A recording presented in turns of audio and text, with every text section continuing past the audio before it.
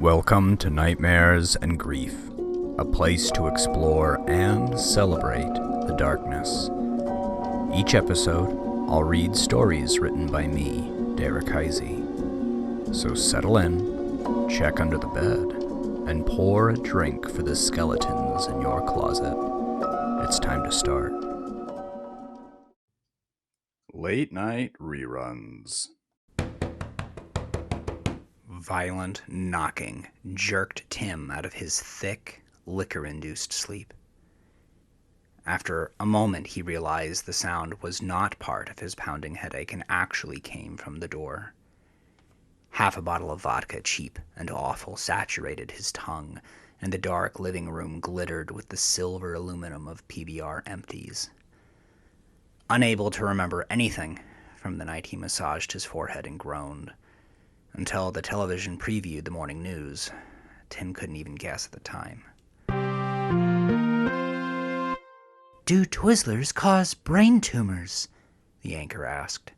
We bring you an exclusive report this morning.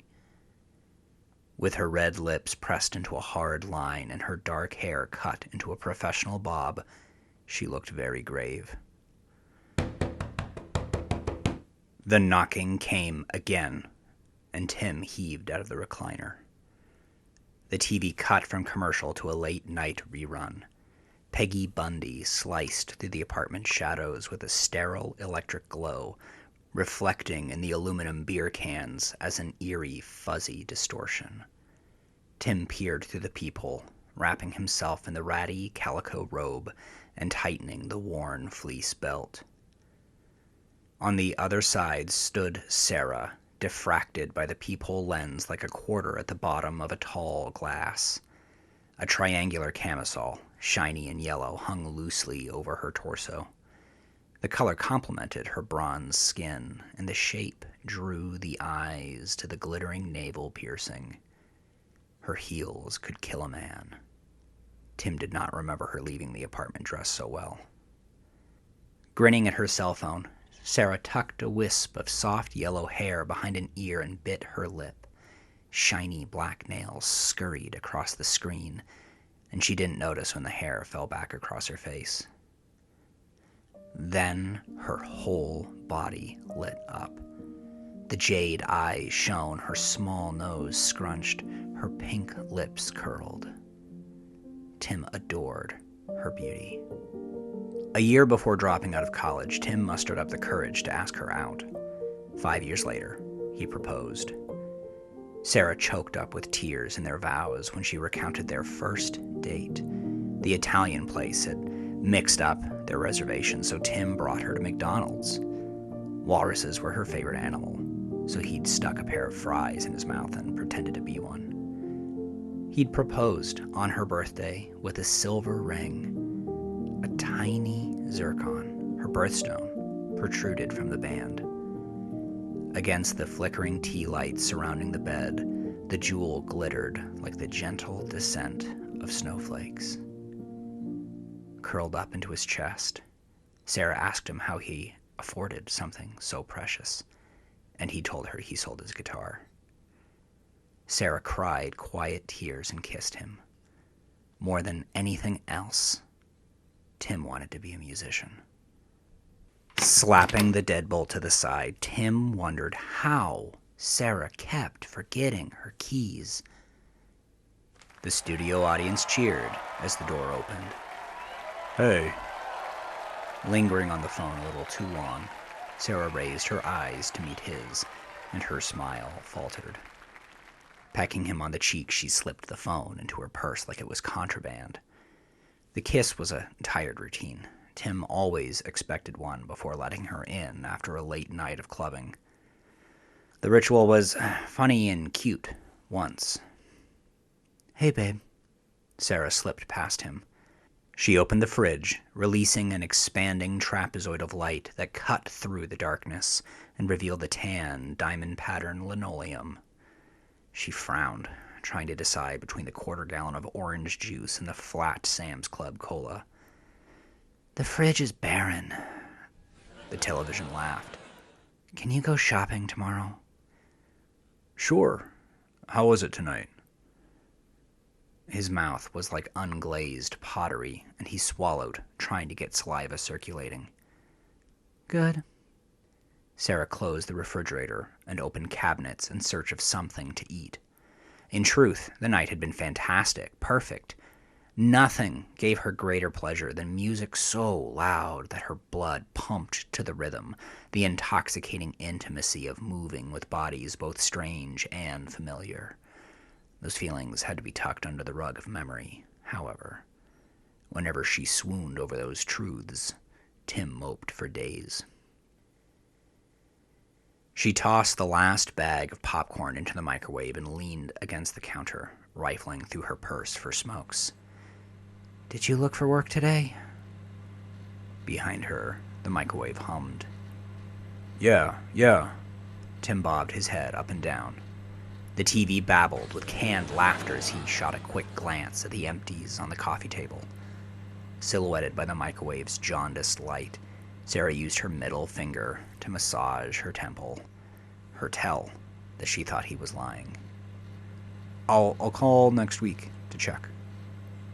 She looked up from the purse. Promise? Hopefully that would shame him to start looking. I already programmed a reminder into my phone. Sarah marked the decline of Tim's ambition at the night he proposed. The best guitarist she'd ever known, his ideas matched only by his talent.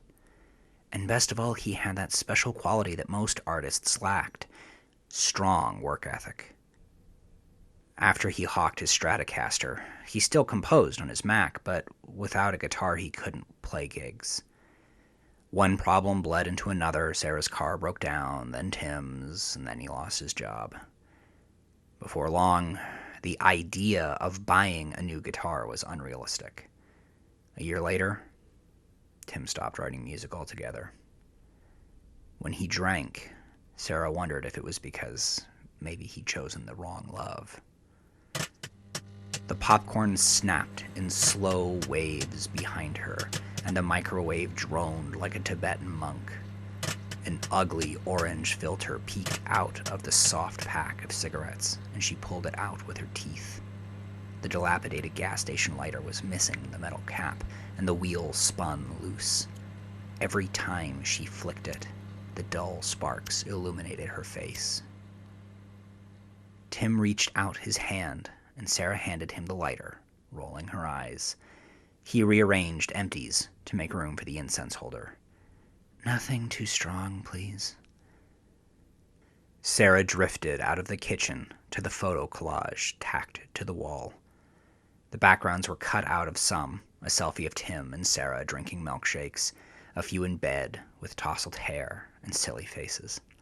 Friends snapped some wide shots in the bowling alley, hiking in the woods, at the coffee table, puzzling over a jigsaw. At the collage's center hung a large framed picture of Tim serenading Sarah with his guitar. The glossy photo paper flickered with the movement of the television's blue-white light.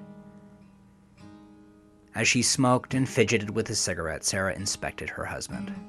The dark stubble emphasized his strong jaw, and above his pleasant cheekbones peered handsome blue eyes that she'd once swam in for days.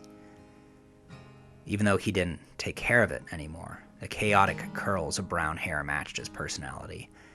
As she pulled hard on the cigarette, she listened to the ember crackle and realized that he disgusted her. Tim lit a rose-scented stick of incense from the glass coffee table's open shelf. Waving it back and forth, he placed it into the holder and wondered why he still put up with her smoking. Who went tonight? You know, the girls. Was David there? With a huff, Sarah shot out smoke. David isn't a girl. Peggy Bundy said something funny. The audience laughed.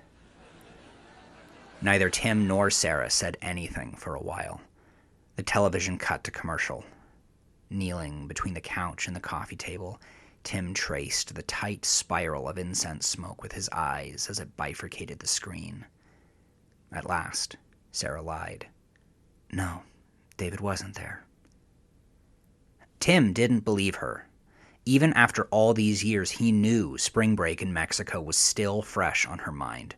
He'd seen her flipping through photos of it on Facebook when she thought he had gone to bed. If he made his presence known, she hid the phone, pretending to have just finished a text. Though she pretended she was over it, whenever she looked at the pictures, Sarah still felt David's body pressed tight against hers as they danced in the hole-in-the-wall cantina. Their skin was so sticky from the humid air that it was as if they were of one body. The faint touch of David's musk mingled with the scent of the sea and would always be her favorite smell. In the kitchen, the popcorn sounded like machine gun fire. While Tim thought of an excuse to squeeze Sarah for more information, she slipped off her heels and padded across the faded brown carpet to the couch. Leaning over for an empty beer can, she wondered if she could convince Tim to give her a foot rub. It was unlikely. Sarah flicked ash into the can. "What did you do the rest of the day? When did you change?" He leaned close to the incense. Sarah tapped ash into the can again. "I came back around 5. "I don't remember." "You were so drunk, it's no wonder. You said some ugly things and locked the door when I left." Idly, Tim raised one of the cans and shook it back and forth, making sure it was indeed empty. "What do you do before?" "Went to the mall, window shopping with Bridget." Each exploding kernel in the microwave was indistinguishable from the other. Al Bundy was back, and he was pissed. "Who were you texting before I let you in?" Tim leered at Sarah over his shoulder. She had crossed her legs. Her feet stank. To hide her rolling eyes, Sarah raised her face to blow smoke at the ceiling. She put the cigarette back between her lips and let it dangle there. "What's the charge, officer?" "What do you ask? Does this feel like an interrogation?" "Yes." "Funny. I was just asking questions." "Fuck you, Tim." "You should maybe try it." The television audience laughed and the microwave beeped. Tim coughed against the stream of smoke Sarah blew in his face. When it cleared, she asked, "Can you get my popcorn for me, sweetie?" Tim slid his tongue across his gums, which were a little moister. Sarah pulled on her cigarette, sucking in her cheeks, and did not break eye contact. "Sure." Tim hated Sarah for asking. Sarah hated Tim for obliging. The audience laughed and laughed. In the kitchen, Tim pulled out the hot bag of popcorn, but hesitated before he brought it back. He opened the freezer and got out a chilled bottle of vodka. "Tim, you're not going to start drinking again, are you?" Sarah sighed and massaged her forehead. She dropped her Newport into the can. He thundered out of the kitchen, the warm bag in one hand, the cold bottle in the other. Pelted with a flurry of popcorn, Sarah couldn't decide if she was confused or enraged, but before she could spit out, "What the fuck, Tim?" he had already grabbed a fistful of her hair and yanked her head back. Vodka poured over her face and into her sputtering mouth, smearing and streaking her makeup. Mascara streamed down her face like inky tears. When the bottle was half empty, Tim stopped. "Now maybe you'll tell the truth." The TV was talking about soap. The anchor from before repeated her urgent question about Twizzlers. Sarah overextended her palms and wiped her face. "You're a psycho!" The bare feet pounded the floor all the way to the kitchen. "You're a fucking psycho!" Dabbing the vodka off her face with paper towel, Sarah tried to catch her breath. She wanted out.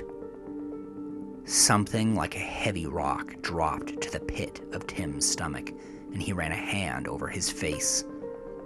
Plopping down on the couch, he stared at his reflection in a PBR can and didn't like it. I'm sorry.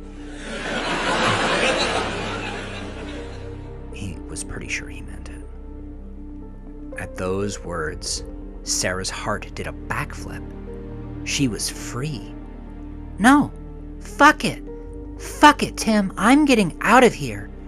Purse in hand, she got her phone and her cigarettes, put another Newport in her mouth, and speed dialed David. Tim tried intercepting Sarah as she made for the door. Al Bundy told Peggy Bundy how much he loved her. Tim reached out, but Sarah whirled around, raked her black nails against his cheek. The audience purred, admiring the Bundy's love, and Tim stumbled backwards. David picked up the phone and said, "Hello?" Sarah pushed Tim squarely in the chest and he lost his balance. Peggy's last joke of the show split the audience wide open. Tim landed on the coffee table, crushing it in an explosion of shattering glass, saved from severe injury only because of the layer of beer cans. By the time the credits rolled against the cheering audience and the outro theme, Sarah was on the curb, barefoot, waiting for David to pick her up. Her hands shook. She wasn't sorry, and she was happy she had her cigarettes. She ripped off the zircon ring and threw it into the road. In the apartment, Tim cut himself on the glass a few times while getting up. He poured the rest of the vodka down the sink, then turned off the television. He opened his laptop and started writing a song.